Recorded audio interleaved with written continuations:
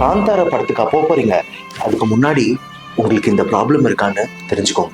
காந்தார படத்தோட கிளைமேக்ஸ்ல ஸ்பெசிஃபிக்கா பூதகோலா டான்ஸ் வரும்போது, இல்ல வராகமூர்த்தி வரும்போது நிறைய பேருக்கு சாமி வந்துட்டு தான் நம்ம கேள்விப்படுறோம்ல. ஒரு படத்தினால இந்த மாதிரி நடக்கிறது இது ஃபர்ஸ்ட் டைம் கிடையாது. இதுக்கு முன்னாடியே நடந்திருக்கு. அந்த படம் பேர் தான் அம்மன். ஞாபகம் இல்லையா? அந்த டைம்ல அம்மன் படம் வரும்போது ஒருத்தர் 2 பேர் கிடையாதுங்க. ஷோ பார்த்த அத்தனை பேருக்குமே சாமி வர ஆரம்பிச்சிருச்சு.